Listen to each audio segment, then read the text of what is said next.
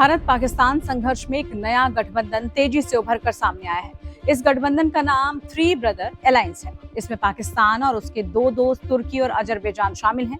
ये तीनों देश एक दूसरे को आंख मूंद कर समर्थन करते हैं, चाहे मुद्दा कुछ भी हो। भारत के खिलाफ इन दोनों देशों ने पाकिस्तान को सैन्य सहायता भी प्रदान की थी। ऐसे में इस तथाकथित थ्री ब्रदर अलायंस से भारत की सुरक्षा को खतरा पैदा हो गया है।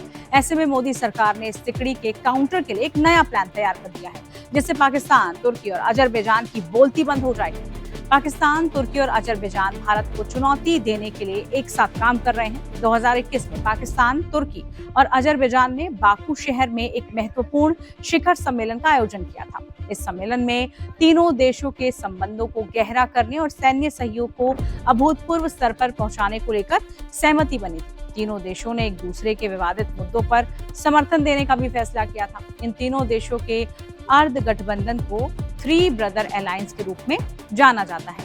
तुर्की और अजरबैजान ने भारत के ऑपरेशन सिंदूर के बाद कूटनीतिक रूप से पाकिस्तान का समर्थन किया। इन दोनों देशों ने बाकायदा बयान जारी कर पाकिस्तान के राजनीतिक नेतृत्व को फोन करके अपना समर्थन जताया था। इतना ही नहीं, उन्होंने पाकिस्तान की उस मांग का समर्थन भी किया था जिसमें पहलगाम आतंकवादी हमले की अंतर्राष्ट्रीय जांच की मांग की गई थी। तुर्की ने तो ट्रांसपोर्ट विभागों के जरिए पाकिस्तान को सैन्य हार्डवेयरों की सप्लाई तक कर डाली थी। अजरबैजान ने भी यही राग अलापा था और पाकिस्तान की संप्रभुता का समर्थन किया था। इन तीन देशों के गठबंधन के पीछे तुर्की के राष्ट्रपति रेसेप तैयब एर्दोगन का दिमाग है। एर्दोगन तुर्की के प्रभाव को उन देशों के साथ संबंध बनाकर बढ़ाना चाहते हैं जो तुर्की के साथ ऐतिहासिक और सांस्कृतिक संबंध रखते हैं। वो इस्लामी जगत का नया खलीफा बनने का सपना देख रहे हैं। उनकी कोशिश सऊदी अरब को रास्ते से हटाकर खुद को मुस्लिम देशों का नया लीडर घोषित करने की है, लेकिन वो इस काम में कई बार मुंह की खा चुके हैं। अजरबैजान और तुर्की की साझा तुर्की विरासत है और तीनों ही देश बहुसंख्यक इस्लामी देश हैं। इस गठबंधन के निर्माण से तीनों देशों को ही फायदा पहुंचा है। उदाहरण के लिए तुर्की के सैन्य समर्थन ने 2020 के नागोर्नो करबाख संघर्ष अजरबैजान को आर्मेनिया को हराने में मदद की। पाकिस्तान का 1950 के दशक से तुर्की के साथ घनिष्ठ रक्षा संबंध रहा है। इससे पाकिस्तान को क्रूज मिसाइल, ड्रोन और अन्य महत्वपूर्ण सैन्य तकनीक हासिल करने में मदद मिलती रही। 2021 में तीनों देशों ने सैन्य समन्वय को बेहतर बनाने के लिए तीन भाइयों का सैन्य अभ्यास शुरू किया था।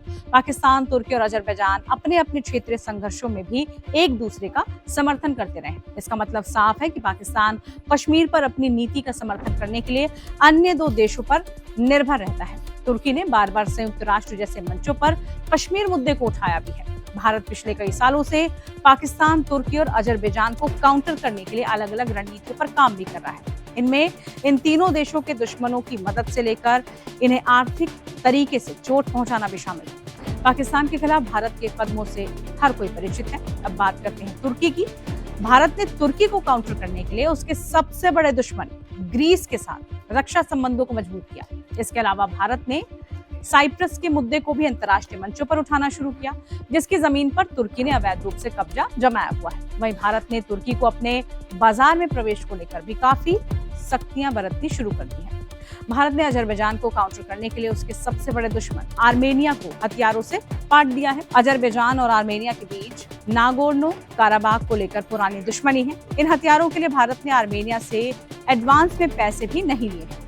आर्मेनिया से भारत के पुराने और अच्छे संबंध रहे हैं। ऐसे में मुश्किल में पड़े आर्मेनिया का साथ देकर भारत अजरबैजान और तुर्की को उनके ही फ्रंट पर न सिर्फ चुनौती दे सकता है, बल्कि पाकिस्तान के इन यारों को सबक भी सिखा सकता है। तुर्की के खिलाफ तो कदम उठाने सरकार ने शुरू भी कर दिए हैं। सरकार ने तुर्की से संबंध रखने वाली company Celebi airport services India limited की सुरक्षा मंजूरी रद्द कर दी थी। ये कंपनी भारत के कई एयरपोर्ट्स पर ग्राउंड हैंडलिंग सर्विस देती है।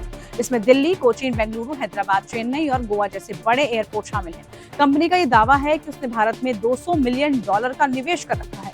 ये तो शुरुआत है। पाकिस्तान के साथ यारी तुर्की को बहुत भारी पड़ सकती है। अप्रैल 2000 से दिसंबर 2023 तक तुर्की का भारत में कुल FDI $227.5 मिलियन रहा। भारतीय कंपनियों ने अगस्त 2000 से मार्च 2024 के बीच तुर्की में लगभग $200 मिलियन का निवेश किया। वहीं सूत्रों के मुताबिक सरकार देश भर में चल रहे तुर्की के निवेश वाले प्रोजेक्ट्स की समीक्षा करने जा रही है। तुर्की की कंपनियां देश के 5 राज्यों उत्तर प्रदेश, दिल्ली, मुंबई, गुजरात और जम्मू कश्मीर में IT, मेट्रो रेल और टनल समेत कई तरह के प्रोजेक्ट में काम भी कर रही है। अब तुर्की को पाकिस्तान को हथियार देना वाकई महंगा पड़ने वाला है। पर तमाम अपडेट के लिए आप बने रहिए टाइम्स नाउ भारत डिजिटल के साथ। नमस्कार।